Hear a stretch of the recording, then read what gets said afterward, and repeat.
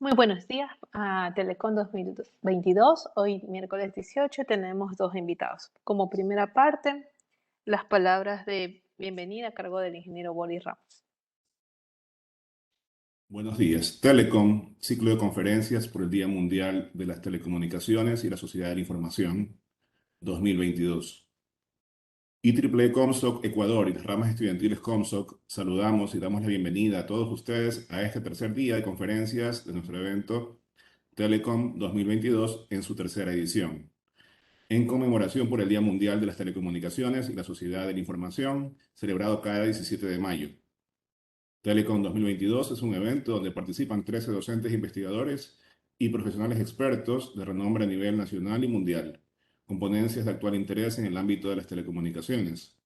Quiero expresar mi agradecimiento a cada uno de nuestros voluntarios, quienes han hecho esto posible, y a nuestros expositores por su valiosa participación. Bienvenidos a Telecom. Gracias. Bueno, como primera charla tenemos Embedded Machine Learning a cargo de Cristian Ramírez. Él es ingeniero en electrónica y telecomunicaciones de la Universidad Técnica de Loja. Él es máster en sistemas electrónicos y computación de la Politécnica de Valencia.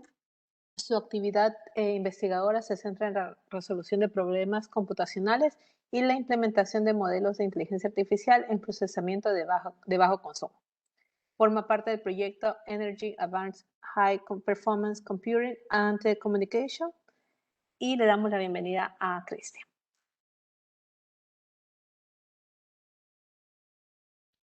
Buenas.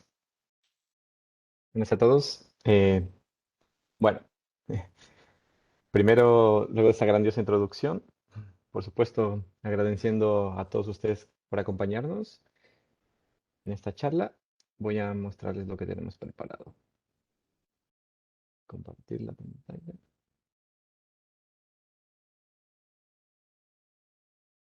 Perfecto. ¿Ve mi pantalla? Sí. Perfecto. Vale, entonces, después de esta introducción, vamos a pasar directamente a lo que tenemos preparado. Como bien dijo Miriam, yo trabajo en temas de Machine Learning, enfocado a la implementación en procesadores de bajo consumo. Y esta charla está enfocada a intentar explicar a todos los conceptos generales sobre Machine Learning y cómo estos modelos se pueden llevar a procesadores de bajo consumo y las razones por las que se están migrando a eso. Entonces, vamos a cerrar esto y vamos a empezar. Muy bien.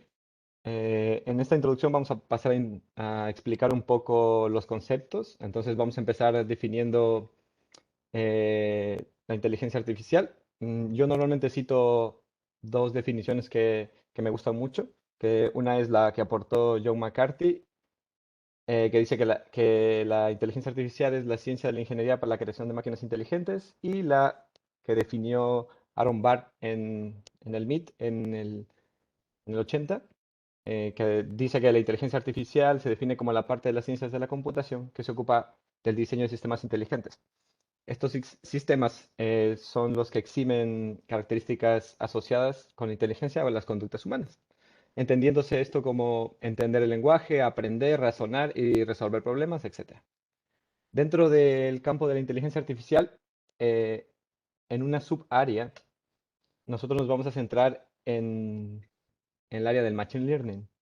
Esta área agrupa todos los algoritmos que son capaces de aprender y es el campo que y es el campo de estudio da la capacidad a los ordenadores de aprender sin ser programados explícitamente. ¿Esto qué quiere decir? Que los algoritmos eh, eh, generan conocimiento y generan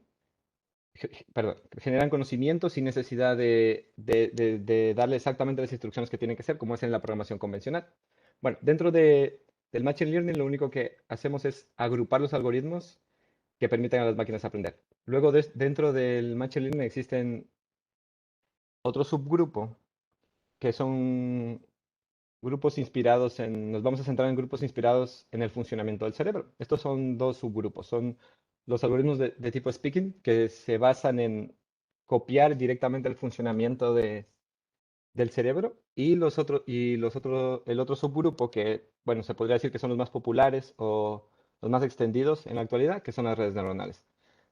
Dentro de este subgrupo tenemos un subgrupo que se llama Deep Learning, el aprendizaje profundo, que ese es un grupo que igual utiliza redes neuronales para desarrollar este tipo de cosas, pero lo único que hace es variar sus características. Eh,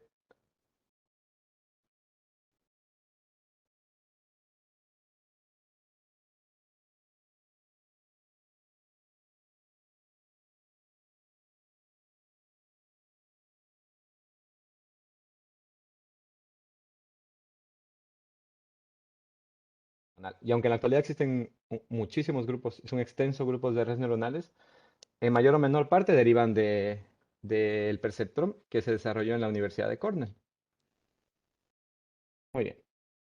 Ahora bien, algunos ya con esto se estarán preguntando, si dices que existen desde hace tanto tiempo o, bueno, existen desde el siglo pasado, ¿por qué en la actualidad es que aparecen ese tipo de aplicaciones como reconocimiento de imágenes, reconocimiento facial, reconocimiento de voz, conducción autónoma y algunas de las aplicaciones más recientes como, por ejemplo, diagnosticar y manejar pacientes del tipo que están contagiados con COVID en menos de 2 horas, con una prestación muy cercana a la que tiene un neumólogo con 10 o 15 años de experiencia? Bueno, la respuesta a esta interrogante es ¿por qué se han popularizado tanto?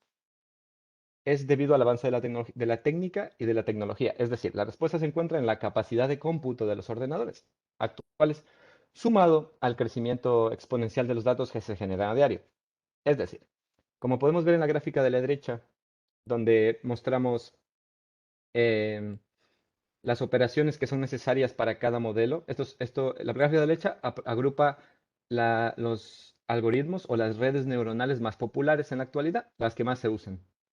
Y en el eje X tenemos el número de operaciones de coma flotante, es decir, la cantidad de cómputo que debe hacer el ordenador para entrenar este tipo de redes o para trabajar con este tipo de redes.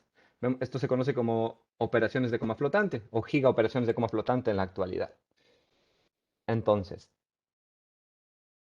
Eh, y en el desarrollo de este tipo de algoritmos se correlaciona con la gráfica de la izquierda, que es el crecimiento de la potencia de cálculo de los ordenadores a lo largo de los últimos años.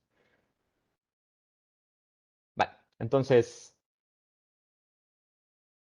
¿qué es una red neuronal? Ya que sabemos qué ha permitido su desarrollo, qué ha permitido que crezcan, vamos a ver pues cómo funciona, ¿no? Una red neuronal no es más que una combinación una combinación de unidades de procesamiento simple. Estas se conocen como neuronas, interconectadas masivamente en paralelo, capaces de adquirir conocimiento por un proceso de aprendizaje que se llama entrenamiento, almacenando este conocimiento en sus interconexiones conocidas como pesos. Para entenderlo un poco más a detalle, eh, desde el área de las telecomunicaciones, pensemos en una red neuronal como un sistema de nodos interconectados que procesan información, ¿no? Son nodos interconectados que procesan información. Cada nodo o unidad básica de procesamiento es capaz de procesar información y comunicarse con otras neuronas a través de una conexión punto o multipunto, por así decirlo. Vale. Entonces, esta unidad básica de procesamiento neurona, similar a su modelo biológico, tiene conexiones de entrada que reciben impulsos o estímulos externos, que se conocen normalmente como valores de entrada, X de N. Estos estímulos permiten a la neurona captar datos desde el exterior, hacer un cálculo y producir una salida, Y de I en este caso. Bueno, eh, como algunos ya lo habrán notado, esto se parece muchísimo a una función matemática común del álgebra lineal, ¿no? Pues desde el punto de vista matemático es lo mismo. Una neurona, el modelo básico de una neurona se puede ver como un clasificador lineal o una función lineal. Generalmente esta explicación es la que se da sobre cómo funciona una neurona. Ahora bien, como nosotros vamos a tener que implementar este tipo de modelos en dispositivos de bajo consumo, es necesario entender un poco el cálculo que se realiza dentro de la neurona. Esto va a ser un poco algo de matemática, pero bueno, vamos a divertirnos. Pues bien, agregando dos parámetros extra a nuestro modelo, que son las vías y la función de activación. Las vías son un parámetro que normalmente se encuentra a 1, pero sirve para controlar el umbral de salida. La función de activación describe la manera de transmitir los pesos sinápticos hacia la salida YDN, ¿vale? Entonces, nuestra neurona lo que genera es un valor lineal. Nosotros utilizamos la función de activación para generar una función no lineal. Es decir, nos permite mapear la salida que es lineal a una función no lineal. Em, las funciones de activación más comunes o más utilizadas en el pasado, en las anteriores, antes de la era del nuevo Machine Learning, son la sigmoide y la tangente hiperbólica. Esto permite que la red neuronal se comporte no de una forma lineal, sino que, permita dividir fronteras de una forma no lineal. Vale. Entonces, como habrás notado, ya los pesos te das cuenta que los pesos aquí son paramétricos. Entonces, para que una neurona aprenda, lo que variamos para que nuestra red neuronal entregue la salida que deseamos, lo que variamos son los pesos. Por supuesto, en la literatura existen muchas más aproximaciones de tipo estadístico, diferencial, pero esta es la más útil cuando vamos a implementar, vamos a tratar de, bueno, la que me ha resultado más útil a mí cuando trato de eh, implementar ese tipo de modelos en dispositivos. Muy bien. Eh, vale, vamos aquí. Muy bien, las neuronas. Las neuronas generalmente se agrupan en columnas, lo que se, y bueno, una columna se conoce como capa. Las capas toman su nombre en función de la posición que se encuentran, tomándose como capa de entrada la capa que se encuentra más a la izquierda y como capa de salida la capa que se encuentra más a la derecha.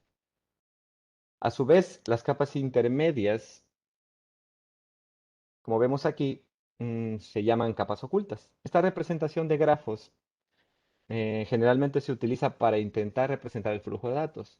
Estos fluyen de izquierda a derecha en la mayoría de casos, pero no es un estándar.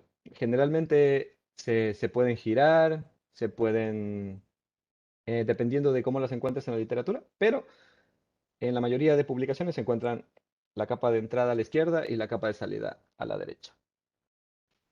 La arquitectura que vemos en esta transparencia em, se conoce como una red neuronal fully connected, ¿no? Y hereda ese nombre debido a la forma de sus conexiones. Cada neurona de la capa anterior se conecta con todas las neuronas de la siguiente capa. Como esta arquitectura, en la actualidad existen muchísimas, ¿no? Existen muchísimas. De hecho, este es un buen lugar para escoger y se crean al día, bueno, alrededor de cada semana, 4 o 5 publicaciones alrededor de una nueva arquitectura de redes neuronales. Muy bien, aquí están las redes neuronales más populares, por así decirlo, las que más se utilizan. Son las fully connected, como les dije. Las convolucionales, que son exactamente lo mismo, solo que la operación que se realiza no es una suma, sino que es una convolución. Las recurrentes, de la forma en la que están conectadas. Y las recurrentes más las que tienen la posibilidad de guardar. Bueno, las redes convolucionales son las más populares en la actualidad, debido a que se utilizan mucho para el área de visión por computador o computer vision, debido a que son capaces de obtener características de las imágenes de una forma mucho más fácil. Muy bien. Bueno, eh, y ya se estarán preguntando, ¿cómo es que una neurona aprende, no? ¿Cómo es que la neurona aprende? ¿Es como en el cerebro? ¿Es que dentro de cada uno de estos círculos existe eso? No, bueno, como vimos anteriormente, es netamente un cálculo. Entonces, cuando vamos a entrenarlo, lo único que hacemos es calcular millones de posibilidades, entregarle unos datos de entrada a la neurona y entregarle una salida que nosotros conocemos y decirle a la neurona que trate de aproximar en base a iteraciones el valor de salida. Esta fase de entrenamiento también se conoce como fase de aprendizaje. Y la red neuronal parte de un estado inicial en el que no conoce nada, o sea, los parámetros son randoms, los pesos que vimos antes que tienen cada neuronal son random. Se inicializan de una forma random generalmente y luego se optimizan mediante algún algoritmo de aprendizaje. Un algoritmo de aprendizaje no es más que una técnica para iterar sobre un valor, ¿no? Entonces, para que el algoritmo de aprendizaje empiece a iterar y mediante una función que se llama función de pérdidas, lo que se hace es aproximar el valor de la salida de la red neuronal con un valor, un estado inicial. Más adelante explicaremos en la explicación, vamos a explicar de una manera más intuitiva y así nos queda un poco más claro. Bueno, pasando de la teoría un poco a la práctica, ¿no? Para que nos quede un poco más claro. Cuando nosotros vamos a implementar esto, cuando vamos a ponerlo en un móvil o vamos a ponerlo en un dispositivo para que realice etiquetado de imágenes, que realice traducción automática, lo que implementamos es el modelo computacional de la red neuronal. No cogemos este modelo, este grafo que vimos antes y lo implementamos, sino que tenemos que crear un modelo matemático para implementarlo en esto. Entonces, aquí vamos a explicar cómo es que se entrena desde el punto de vista computacional. Ya, si escogemos dos parejas de valores A y B, es posible calcular el error de estos. El error que cometen estos, matemáticamente hablando, es posible calcular este punto en concreto. Eso es la pendiente del error alrededor de ese punto. Bueno, generalmente se utiliza una metáfora para explicar esto y aquí vamos a tratarlo de imaginar porque si hacemos el desarrollo matemático va a ser un poco complejo. Nos tomaría más de una clase, suele tomar más de una clase explicar este algoritmo, así que lo vamos a tratar de explicar con una metáfora. Bueno, para esto, a ver, intentemos imaginar que estamos de noche en medio de una montaña, ¿vale? Y que el objetivo es alcanzar el punto más bajo de la montaña. Entonces, nosotros empezamos en un punto aleatorio. Pero siempre podemos ver que en algunas direcciones el terreno sube y que lo que nos conviene, ¿no? Perdón, si el terreno sube y queremos encontrar el punto más bajo, no nos conviene. Pues el objetivo es bajar, ¿no? Y en que en otras direcciones el terreno baja. Esto quiere decir que nos conviene más ir por ese camino. De entre las que bajan podemos escoger aquella dirección en la que el descenso sea más pronunciado, es decir, en la que podamos bajar, tenemos una pendiente más pronunciada para bajar, eso nos hará bajar más rápido. Así que damos un paso a esa dirección y volvemos a plantearnos la situación otra vez. Esto es una iteración, Damos un paso y decimos, ¿hacia dónde el terreno está más pronunciado? Hacia allá. Damos un paso y volvemos a iterar. Así es como una red neuronal aprende. Muy bien. Y nos empezamos a preguntar, ¿cuál es la dirección en la que el terreno baja más rápidamente? Y volvemos a dar un paso en dicha dirección. Repetimos este proceso hasta que llegamos al punto en el que, por supuesto, todas las direcciones nos van a llevar hacia arriba, porque estamos en el punto más bajo, es decir, el error mínimo. De esta forma, matemáticamente, es que la red neuronal aproxima el valor de salida. Espero que les haya quedado un poquito más claro. Como modelo computacional, cuando vamos a implementar esto, ¿cómo está implementado un ordenador? Un modelo computacional es básicamente una multiplicación de los pesos de las conexiones sinápticas por los valores de entrada y tenemos el valor de la siguiente capa. Eso se va propagando hasta llegar a la capa del final. Esto ya cuando está entrenado. Muy bien. Si pasamos eso al pequeño ejemplo que tuvimos antes, si vemos a una red neuronal, por ejemplo, si la tratamos de mirar como un puzzle o como piezas de Lego, es decir, nosotros tenemos la red neuronal, ¿no? Y lo que tenemos son varias piezas de Lego. Una pieza son las entradas, la segunda son los pesos, la tercera es la función de activación y los siguientes piezas de Lego son las siguientes capas que se van repitiendo. Entonces, para implementar esto en un dispositivo de bajo consumo, lo que hacemos es una multiplicación básicamente de estos valores. Así de sencillo. No existen cerebros dentro de esto, sino que son simplemente operaciones matemáticas que tratan de aproximar un valor buscando el mínimo error entre una entrada y una salida. Muy bien. Esto es exactamente lo mismo para una red convolucional. La red convolucional es exactamente lo mismo que acabo de explicar, una operación. Simplemente la diferencia entre la anterior y esta es que hacen una convolución en vez de hacer una multiplicación de pesos. Muy bien. Una vez que tenemos más o menos claro el background, nos hemos centrado qué es una red neuronal, cómo funciona, por encima cómo se entrena, cómo aprende, qué son los parámetros que yo varío para que ésta aprenda. Vamos a centrarnos en cómo hago yo para llevar esto a la realidad. O sea, yo tengo un modelo, tengo algo, quiero etiquetar imágenes, quiero hacer algo. ¿Cuáles son los procesos? Bueno, existen dos etapas en el momento de implementar modelos. Es la etapa del training, que la vimos anteriormente, que es cuando la red neuronal aprende, y la etapa de inferencia. La etapa de inferencia es cuando nosotros desplegamos el sistema. Tenemos un modelo, generamos un modelo en la parte del training, generamos el modelo, o sea, calculamos los pesos como ya vimos y ponemos estos pesos en un dispositivo que nos permita hacer inferencia. La inferencia no es nada más que aplicar los pesos a una determinada salida. Por curiosidad, aquí tenemos los tipos de entrenamiento son supervisado, que es el más utilizado en la actualidad, que se basa en tener datos de entrada etiquetados, es decir, yo le digo a la red neuronal, esto es un gato y lo etiqueto como gato, esto es un perro y lo etiqueto como perro. Y entonces, a medida que va aprendiendo, ella va dándose cuenta qué es cada cosa y va almacenando este conocimiento, que en nuestro caso, como ya lo vimos, son los pesos. Nada más, así de simple. Muy bien. ¿Cómo despliego esto? Pues en la actualidad existen muchísimos frameworks para Machine Learning. Está por excelencia el de Google, TensorFlow, y el que está soportado por Facebook, que es PyTorch, ¿no? Son los dos bastante grandes del mercado y las otras son variaciones que también se utilizan mucho en el área de investigación, sobre todo en el área de investigación se utilizan muchísimos para tener con qué compararse. Entonces, aquí a la derecha tenemos, bueno, una pequeña comparación que hice, creo que esta comparación es de hace un año, alrededor de un año. Hoy en día, como esto crece a pasos agigantados, puede ser que esto ya esté un poco desactualizado. Muy bien. Entonces se preguntarán, yo quiero hacerme una red neuronal, quiero desplegar una, quiero implementarla, quiero hacerme una aplicación que etiquete automáticamente, que etiquete los vehículos que pasan por enfrente de mi casa, ¿vale?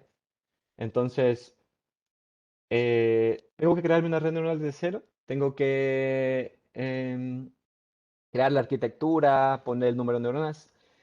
Si eres una persona que está investigando en esto, tú puedes crear tu propio modelo, por supuesto.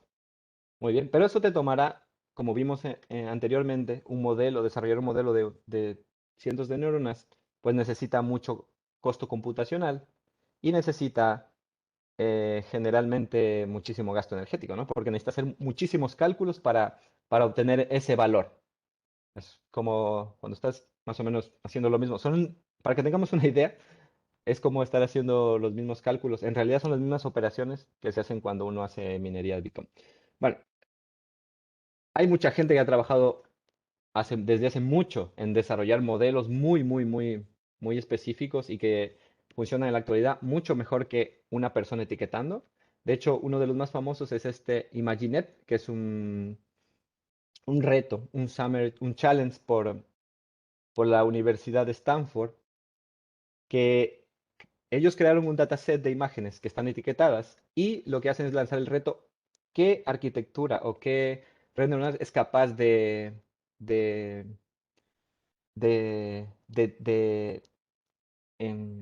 por así decirlo, cuál va más rápido? ¿Cuál puede etiquetar ese dataset de imágenes con mayor velocidad y con mayor accuracy? Entonces, AlexNet, todo empezó con AlexNet, luego vino Overnet y por supuesto GoogleNet fue donde se empezó a romper, donde se empezó a acercar.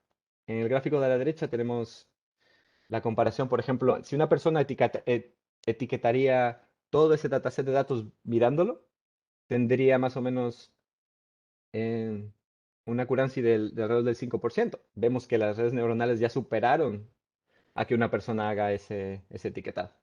Porque son Claro, si son 10 imágenes, creo que la persona no tendrá problemas, pero estos son millones de imágenes, entonces de vez en cuando se cola un error. Bueno, ¿y qué necesitamos para desplegar este tipo de modelos? Pues necesitamos hardware, como lo dijimos anteriormente. Esto fue lo que permitió el desarrollo. ¿Qué tipos de hardware existen? Pues CPUs, GPUs, y empieza a haber una conversión hacia dispositivos que permiten entrenar este tipo de modelos de una forma ya que están diseñados específicamente, que tienen una arquitectura específica para entrenar ese tipo de modelos. Entre ellos las TPUs, que fueron lanzados hace poco por Google, que las utilizan en sus servidores para acelerar este tipo de procesos de deep learning. Los circuitos neuromórficos que aún están en desarrollo, pero parece que está creciendo. Las FPGAs que han existido de toda la vida, que a alguien se le ocurrió, pues, eh, modificarlas de tal forma que aceleren este tipo de operaciones. Y la computación cuántica. Lastimosamente, la computación cuántica aún está en fase de investigación. Lo único que sí, los estudios que se tienen en Quantum Machine Learning es el desarrollo de una ecuación lineal hasta el día de hoy, pero podemos ver que en el futuro quizá. Bueno, cosas a tener en cuenta en el hardware cuando vayas a, a desplegar algún modelo de Machine Learning, cuando quieras hacer una aplicación, cuando quieras desplegar tu propia aplicación, cuando quieras ponerte algo, o simplemente para que lo sepas cuando la gente te habla de cuando quiere minar, para que lo tengas ahí. Son dos cosas que tienes que tener en cuenta. Las operaciones de coma flotante, que son el costo computacional que es capaz de entregar tu hardware o tu procesador. Tú tienes un procesador en el ordenador y este es capaz de hacer un número determinado de operaciones por segundo, pico de operaciones por segundo. Y dependerá del algoritmo que estés utilizando, lo que te limitará. Porque puede ser que si utilizas un algoritmo muy complejo y tu procesador no da la capacidad de eso, puede ser que tarde pues meses en entrenar un modelo. Y otra cosa interesante a tener en cuenta en el hardware es el acceso a memoria. Porque si nosotros somos capaces de hacer cálculos muy rápidamente, pero no somos capaces de leer este tipo de datos desde memoria, igual se crea un cuello de botella. Es decir, además de tener un nodo con mucha capacidad, debemos tener una comunicación con la memoria muy rápida para evitar, para evitar que se creen estos cuellos de botella. Si no, sería ineficiente tener muchísima potencia de cálculo, pero no soy capaz de entregarle los datos que necesita el procesador para. Muy bien. Perdón. Bien. Como recuerdan que les comenté que en la primera transparencia yo comenté que el desarrollo de este tipo de algoritmos y este tipo de modelos se había dado debido al crecimiento exponencial de los procesadores, de la capacidad de cálculo. Es decir, tenemos data centers en la actualidad, ya no se habla de gigaoperaciones, sino que se habla de teraoperaciones. Algunos de los supercomputadores de hoy en día pues llegan a tener teraoperaciones. ¿Qué pasa? Cuando nosotros hacemos un procesador más potente, cuando nosotros agrupamos n número de procesadores dentro de un clúster, o cuando nosotros hacemos a nuestro ordenador le agregamos otro procesador extra, una GPU, un clúster de GPU, ¿qué estamos haciendo? Lo que estamos haciendo es agregar en realidad más lógica, agregar más dispositivos, agregar más cores y directamente agregar más cores es agregar mayor consumo a la red, ¿no? Entonces, ya hoy en día no tienes, por decir, ya no usas tu ordenador para hacer esto, sino que usas un clúster en el que tienes 48 nodos. Cada nodo tiene 5 GPUs y esto es consumo que tiene que estar ahí minando. Entonces, así como creció el poder de cómputo, creció linealmente con el consumo, el consumo de vatio hora por cada operación. Es ahí donde la gente se empieza a plantear, ¿me conviene tener un modelo en un servidor? Cuando voy a pagar la factura de la luz, ¿me conviene tener un modelo en un servidor? ¿Me conviene estar desplegando ese tipo de algoritmos de Machine Learning en servidores si tengo que pagar una factura de $1000 mensuales? Pues esto es lo que da pie a que intentemos migrar. A alguien se le ocurre, digo, bueno, estoy gastando mucho en entrenar este modelo. ¿Por qué no trato de migrar los modelos más pequeños? Esto dio oportunidad a migrar modelos más pequeños, crear una jerarquía de memoria. Entonces ya los modelos no se migra, ya no se, solo se hacen en cloud, sino que se crearon niveles.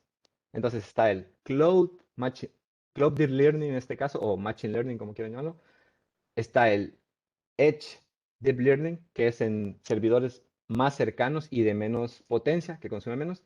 Y está el On-Device Machine Learning o Machine Learning en dispositivos dispositivos móviles, por ejemplo, porque al desplegar este tipo de algoritmos en el dispositivo, tú estás limitado por la batería. Entonces se crea una jerarquía, como nos gusta ver todo como jerárquico, a nosotros esto es. Entonces cuando alguien les diga, las redes neuronales, ¿dónde funcionan?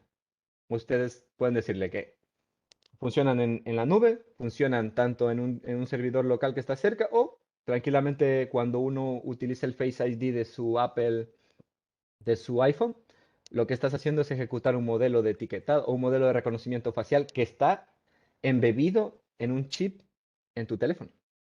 Entonces, para entenderlo un poco mejor y así esto lo explicamos normalmente en el seminario que se da, es con un dispositivo que todo el mundo conoce, o que si no lo conoce, al menos lo ha visto. Es la Alexa, ¿no? La Alexa de Amazon, que está bastante popular.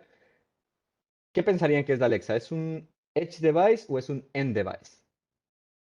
Bueno, la Alexa es un Edge device. ¿Por qué? Porque no necesariamente tiene embebido todavía, no tiene embebido algoritmos de Machine Learning. No fue pensada así. Fue pensada para que se conecte a un servidor en la nube que se llama Alexa Voice Service, que es 100% un algoritmo de inteligencia artificial, un algoritmo de Machine Learning que procesa comandos de voz y responde texto para que la Alexa pueda ejecutar los comandos. La Alexa vendría a ser un Edge device. ¿Por qué? Porque tampoco se preocupa por el consumo, porque Alexa está conectado directamente a la fuente de luz de tu casa. Entonces, tú no te preocupas porque se descargue, no tiene una batería interna, entonces es un Edge device. Con esto ya nos queda un poco claros. Un end device sería algo que depende, algo que depende de una fuente de corriente eléctrica y por eso están migrando ese tipo de algoritmos. Entonces, alguien creó el concepto de Embedded Machine Learning. Bueno, Google lo definió hace algunos años como Tiny Machine Learning, pero el Embedded Machine Learning está una capa por debajo del Tiny Machine Learning. El Embedded Machine Learning es directamente migrar este tipo de algoritmos a dispositivos de bajo consumo. Entiéndase dispositivos de bajo consumo, pues que consumen menos de 1 vatio. Entonces, los Edge Computing están en una capa más arriba, que son la visualización, hacer un caching de datos, comunicarse con el cloud, y los de TinyML, como la clasificación que lo pone Google, están combinados con el IoT device y los embedded machine learning, que son básicamente microcontroladores de toda la vida, de bajo consumo, de velocidades un poco más bajas y se combinan mucho con los IoT device, que son de donde generan la data para hacer.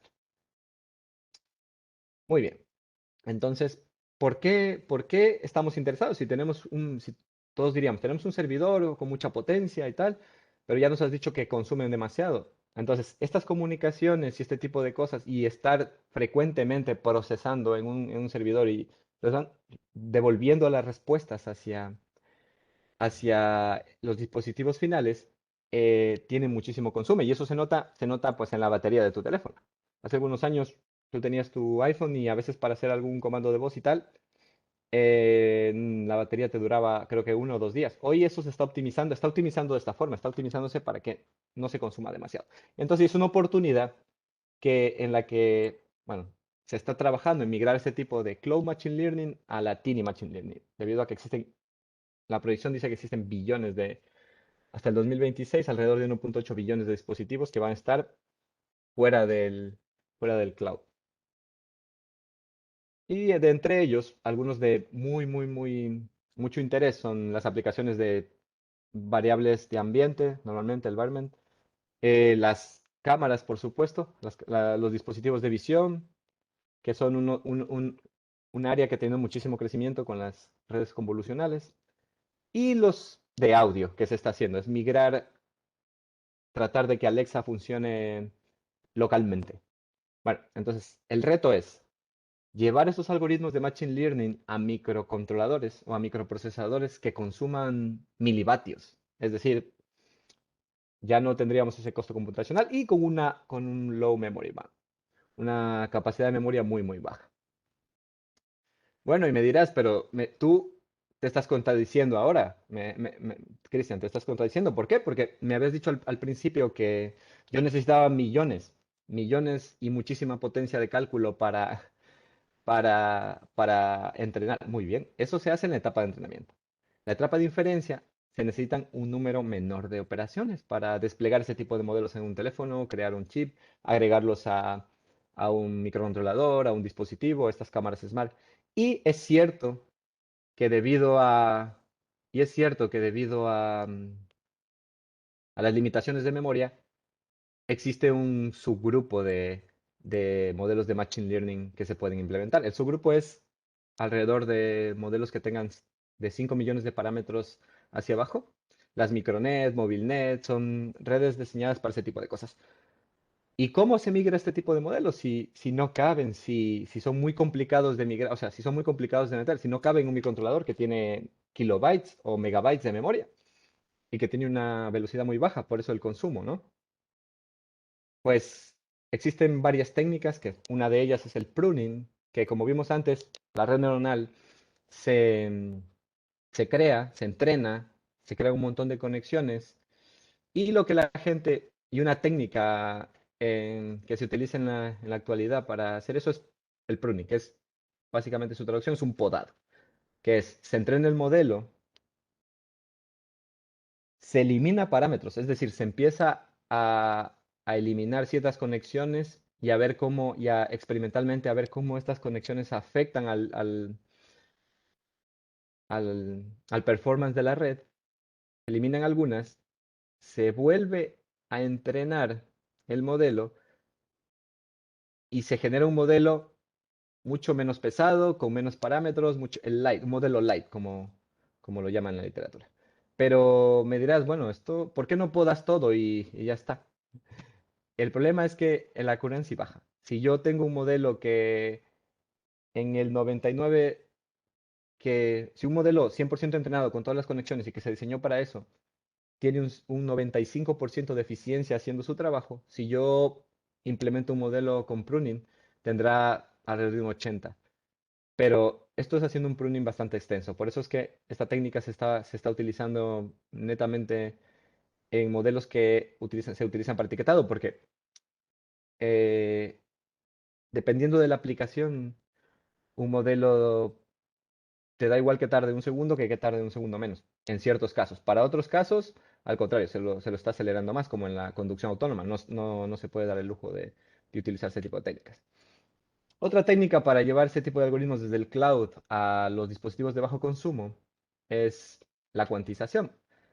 La cuantización, cuando nosotros oímos hablar por ahí, si alguien se ha topado con este término antes o lo escuchó o no lo ha escuchado, bueno, lo vamos a explicar aquí. La cuantización no es más que, por ejemplo, cuando nosotros en nuestro ordenador personal ejecutamos un programa o cualquier cosa, esto se está haciendo con una precisión, un tamaño de palabra de 32 bits. 32 bits es la representación numérica que se le da a ese valor. Esto también consume. Si yo uso 32 bits o 64 bits, esto se ve reflejado en el consumo porque igual estoy usando mayor espacio físico en el bus o un mayor número de operaciones en registros. Entonces, cada operación que yo realizo en el procesador, eso tiene consumo. Por eso cuando yo uso mucho el ordenador, pues consume más, por supuesto. Entonces, lo que hacen ellos es coger estos modelos que están entrenados con 64 o 32 bits, empezar a eliminar bits, a cuantizarlo, a coger este modelo y ahora hacer inferencia con 16, 18. Y esto se ve que estas técnicas pues pueden reducir un consumo de hasta un 50 o 40% en el último paper de la literatura que se publicó. Esta es una técnica utilizada por una universidad de China, que es la número uno en este tipo de aplicaciones hoy en día. Bueno, eh, les he tratado de contar un poco de el background, así muy, muy rápido sobre qué es una red neuronal, cómo aprende así muy por encima, porque necesitaríamos una clase entera para explicar el modelo, cómo varía y todo matemáticamente, ¿no? Y cómo son las arquitecturas, que existen varias arquitecturas y tal. Entonces, algunos me dirán, bueno, ¿y esto lo puedo aplicar? ¿Lo has aplicado? ¿Lo que me estás contando es real?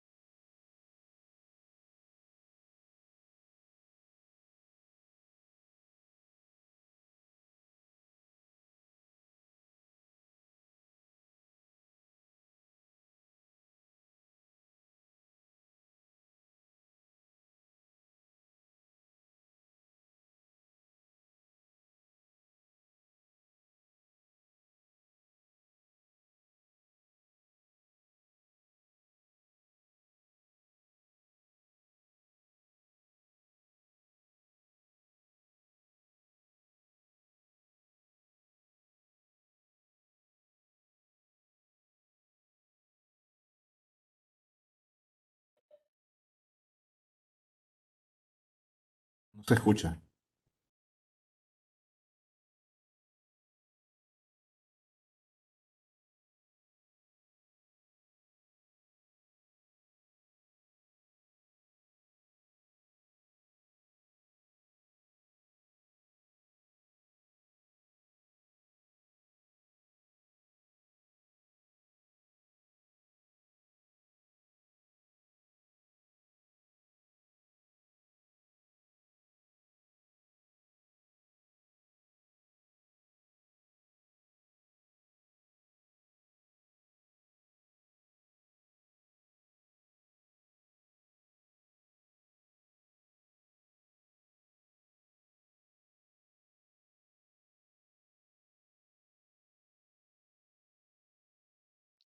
Cristian, no se te logra escuchar nada.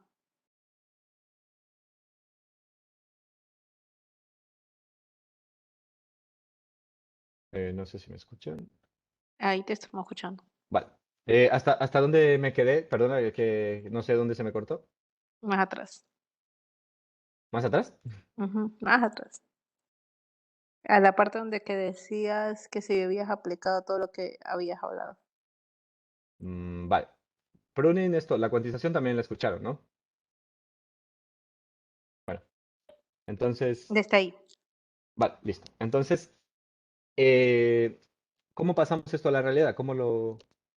Normalmente, bueno, yo les voy a dar un ejemplo de cómo esto se puede aplicar, de cómo esto se está empezando a migrar. Bueno, en mi caso particular, lo que hicimos en este proyecto fue, aquí tenemos un sensor de impedancias. Este sensor tiene la particularidad que es capaz de determinar en cualquier alimento, bueno, sea del tipo carne o otro tipo, determinar mediante unas variables químicas, inyectando una serie de pulsos y obteniendo la reflectancia y estimando la impedancia en este camino, em, saber si en algún momento ese alimento ha roto la cadena de frío. Entonces, el sensor lo que hacía era, inyectaba un pulso, obtenía los datos y los datos se procesaban mediante un ordenador convencional, tipo modelo estadístico como PSA o me parece que estaban usando un modelo convencional de los anteriores, ¿no? Entonces, lo que se planteó en este proyecto fue embeber el sensor, es decir, puedo meter este modelo en un, en un dispositivo, puedo acelerar este tipo de proceso porque eso tardaba muchísimo. Tenías que generar los datos, almacenarlos, luego de eso ejecutarlos. Entonces, tardaba alrededor de 10 minutos generar, por ejemplo, un valor estimado o una curva que te permita determinar si se ha roto la cadena de frío. Entonces, lo que se planteó aquí fue migrar esto y hacerlo con Machine Learning. Entonces, primero teníamos que tener un dataset.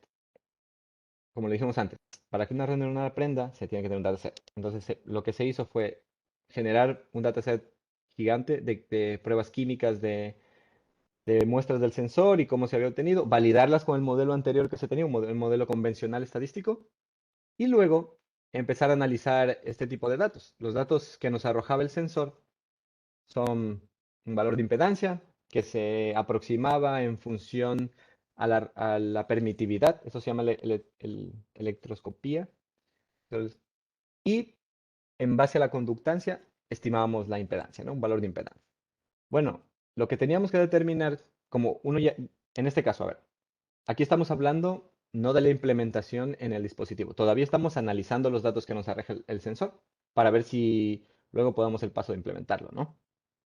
Entonces, al analizar los datos, pues correlacionalmente las variables se correlacionaban, es decir, existía una correlación entre entradas y salidas, era posible intuir o que al menos si etiquetamos los datos, que el modelo aprenda, porque los datos están estructurados, hay que pasarlos por una normalización, hay que eliminar muchísimas frecuencias que espurias y ese tipo de cosas.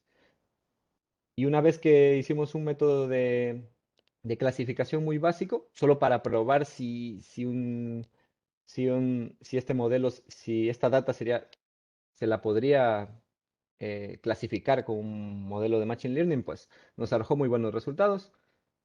Aquí los colores son la clasificación, el algoritmo era capaz de clasificar. Esto, pues la normalización, ese tipo de cosas se hace muy fácilmente en el lenguaje que quieran. En este caso usamos Python. Si alguien lo quiere hacer en R o R o C o lo que le guste más, pues es la herramienta que más utilice. Bueno, una vez que vimos que la data se correlacionaba, el otro paso es crear una red neuronal básica o una red que más o menos se asemeje. Como les dije antes, existen miles de arquitecturas, o sea, miles de arquitecturas de redes neuronales, especialidades depende de la aplicación que vayas a usar. Si vas a utilizar imágenes, pues redes convolucionales. Si vas a hacer, si vas a hacer reconocimiento del habla, recurrentes. Y cada uno está especializado en una área. En nuestro caso, indagamos un poco y algunas publicaciones nos decían que las redes de regresión de este tipo para tratar de obtener a la salida valores continuos eran las ideales, así que empezamos a crear una. ¿Cómo se crea una red neuronal? Si alguien no lo había visto el código, esto es muy fácil. Para esto era la introducción en el principio, de cómo era la arquitectura y tal, porque cuando a veces vamos a usar el código no entendemos nada. Entonces, ahora que sabemos que tiene una capa de entrada, una capa de salida, entonces aquí podemos ver. La definimos con un framework que se llama Keras, muy fácil. La capa de entrada es Simple Shape, el tamaño que tiene la de entrada. La capa de entrada es densa, tiene 128 neuronas. La siguiente capa, las tres capas ocultas tienen 64, 32 y 1. Y pues el resto son esos parámetros que cuando hablamos del algoritmo de aprendizaje, pues es el tipo de parámetro que va a utilizar. Y un optimizador que, bueno, eso es cuando la red neuronal, existen otros algoritmos que optimizan la red neuronal, pero eso ya es dentro del framework. Eso son otros hiperparámetros que se pueden variar. Muy bien. Aquí se crea, cuando hablamos de entrenamiento, en la gráfica anterior y que yo expliqué el ejemplo de la montaña, de caminar hacia abajo, hacia buscar el mínimo, que sería el error entre la entrada y la salida. Esto traducido a código es, con un framework, es básicamente el número de epochs. El número de epochs es el número de iteraciones que va a hacer, que le toma la red neuronal, entregarle un valor en la entrada hasta obtener un valor en salida. Entonces, la cantidad de epochs se va a hacer. Eso es reconfigurable, es un hiperparámetro, nosotros lo vamos variando. Y pues la, se puede graficar la salida para ir mirando cómo va, cómo va respondiendo a esto. Como podemos ver aquí, bueno, la función de pérdidas, que fue lo que hablamos en la implementación, que era cómo se va eliminando el error a medida que vas entrenando la red. Si esto converge, como vemos aquí, si esto baja, significa que la red está aprendiendo. Es decir, que la red es capaz de entender los valores que le estás entregando y es capaz de bajar. Aquí hay 7 arquitecturas distintas, porque normalmente se crea un banco de pruebas con diferentes arquitecturas para ver cuál funciona mejor.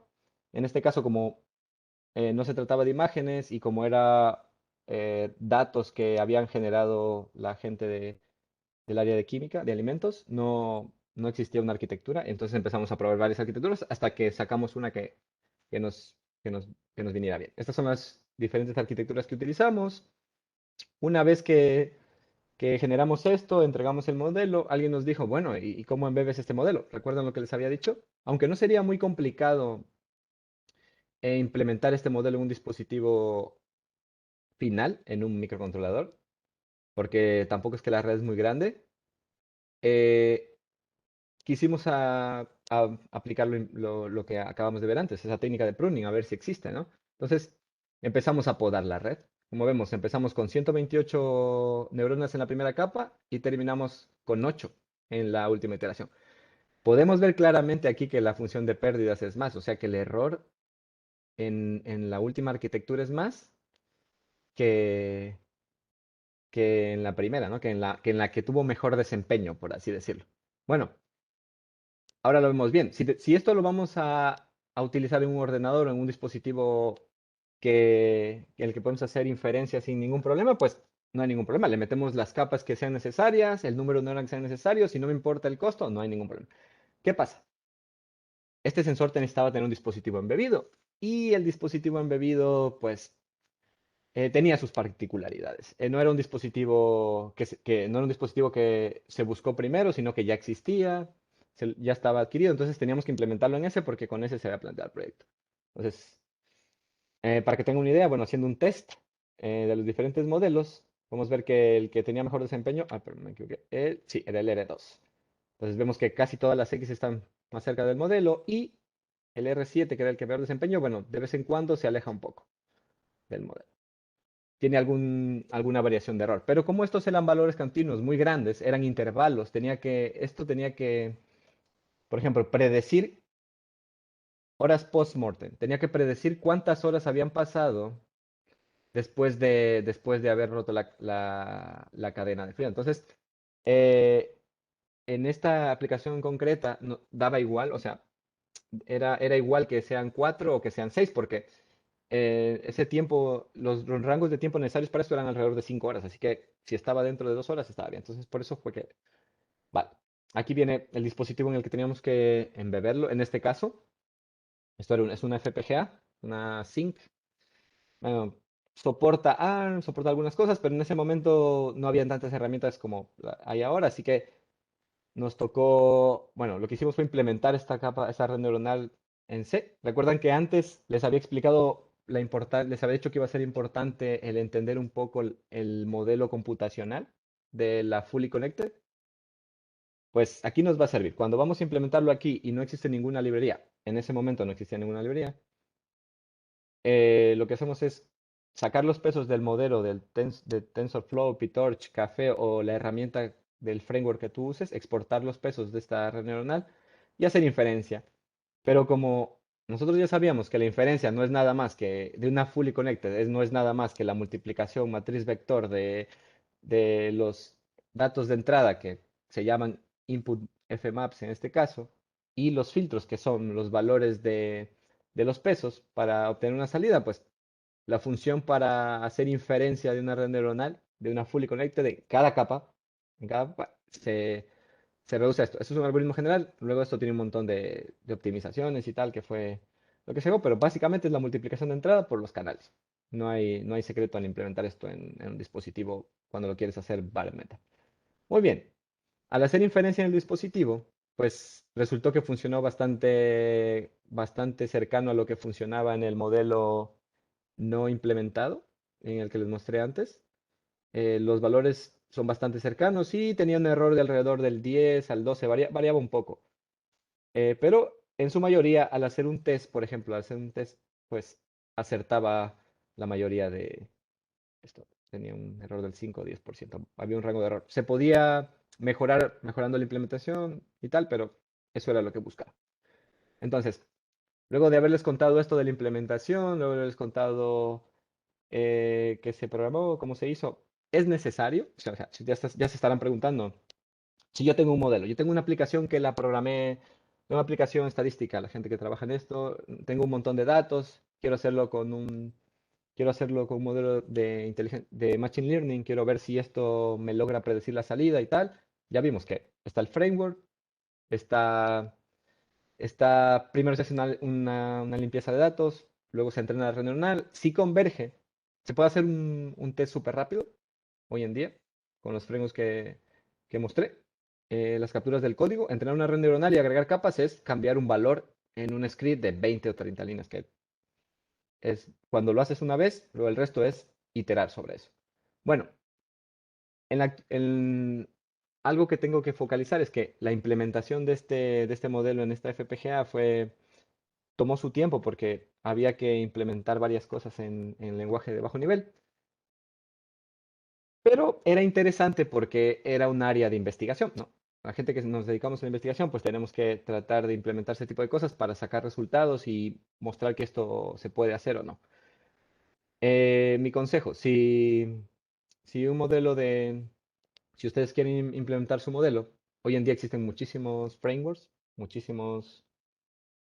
que ya permiten implementar modelos. Por ejemplo, el TensorFlow Lite, pues soporta muchísimos dispositivos hoy en día que están a la venta. Es cuestión de entrenar el modelo en el ordenador y exportarlo al dispositivo final. Ya no se necesita implementar ni programar directamente la red neuronal en el dispositivo final. Para los dispositivos Edge Computing, igual están del tipo Jetson Nano, Jetson Javier, que están muy populares hoy en día, que son Edge Computing porque igual consumen muchísimo. Está TensorRT, que permite exportar modelos desde todos estos frameworks al modelo final.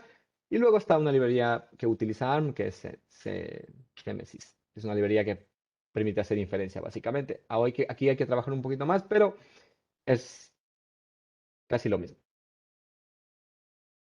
Retos. Algunos retos. Bueno, algunos me dirán, bueno, nos has contado cómo implementar, nos has contado cómo hacer eso, pero yo que estoy estudiando tal, ¿me interesa? Pues déjenme decirles que sí. Según esta encuesta de una universidad alemana, se me pasó por la frente, las empresas que lideran el Machine Learning están focalizadas en Estados Unidos y Reino Unido y gran parte en Europa. Hay muy pocas, aunque en Latinoamérica hay 41, alrededor de 41.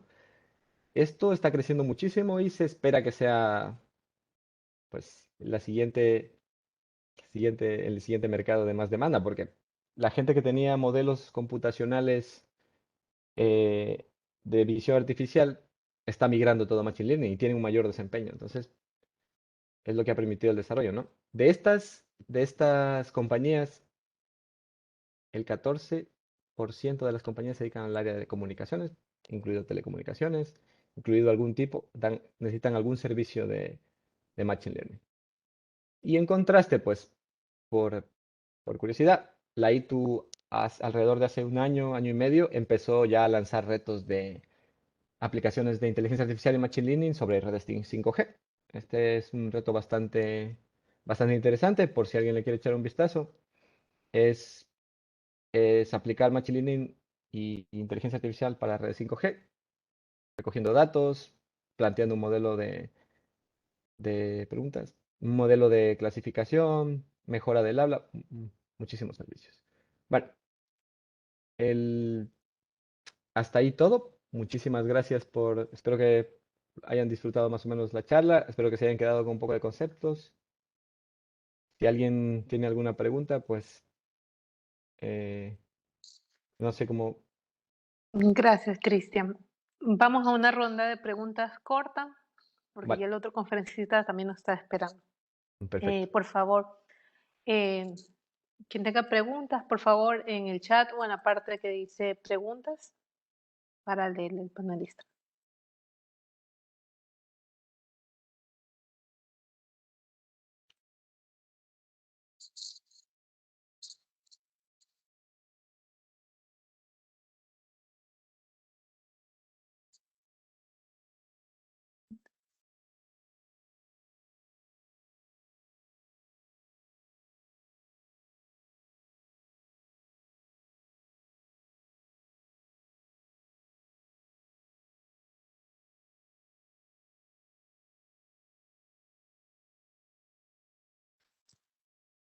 Muy bien.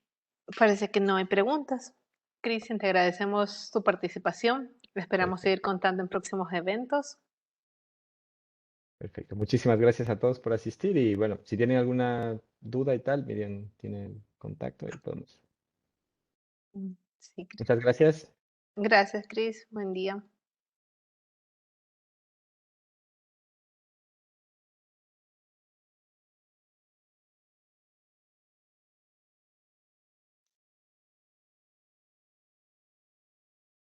Ok, como un momentito.